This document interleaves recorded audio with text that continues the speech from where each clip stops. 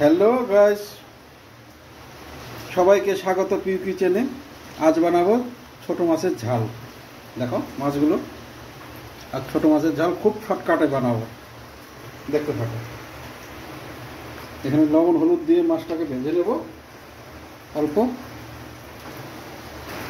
তেল গরম হয়ে গেছে, আমি মাছগুলো ভেজে নেব। মাছগুলো উল্টো পাল্টো করে একটু ভেজে নেব সুন্দর করে। এবার আমার মাছ ভাজা সম্পূর্ণ হয়ে গেছে। এবার আমি কড়াই চাপিয়ে দেব, তেল দিয়ে দিচ্ছি, সামান্য তেল দিয়ে দিলাম। তেল আমার গরম হয়ে গেছে। এবার দিয়ে দেব কালো জিরা।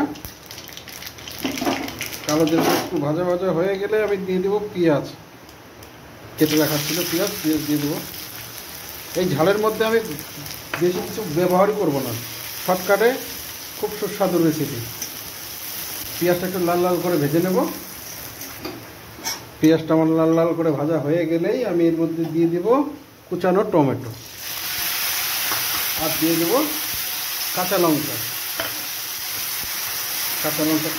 এবার দিয়ে দেবো অল্প লবণ, এতে স্বাদ অনুসারে, আর দিয়ে দেবো 1 চামচ মতন হলুদ।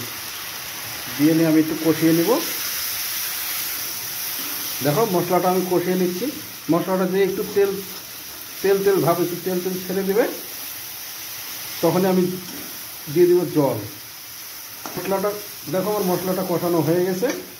এবারে এর মধ্যে আমি জল দিয়ে দেবো, যতটা পরিমাণ লাগবে আর কি, আমার মাছ যতটা আছে সেই পরিমাণে আমি একটু জল দিয়ে দেবো। ব্যাস আমার জল দেওয়া হয়ে গেছে। জলটা ফুটিয়ে নিই। দেখো বন্ধুরা, আমি ঝোলটা ফুটিয়ে নিয়েছি, ভালো করে ফুটিয়ে নিয়েছি। এবার দিয়ে দেবো আমি মাছগুলো, ভেজে রাখা মাছগুলো। তখন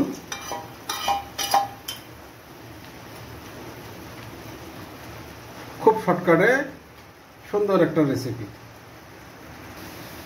দেখো ঝোলটা আমার শুকিয়ে আসছে। ব্যাস আমার রান্না কমপ্লিট, খুব সহজ পদ্ধতিতে। দেখো বন্ধুরা, আমরা এটা কিন্তু রেসিপিটা নামিয়ে নিয়েছি।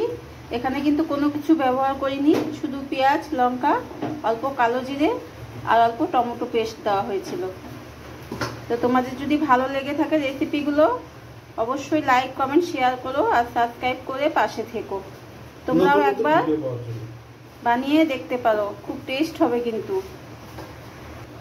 কেমন হয়েছে জানাতে ভুলবে না কিন্তু। তো বন্ধুরা, সাবস্ক্রাইব করো, লাইক করো, যেন নতুন নতুন ভিডিও বানিয়ে তোমাদের কাছে পাঠাতে পারি। সবাই ভালো থেকো, সুস্থ থেকো। আসবো পরে একটা ভিডিও নিয়ে। টাটা।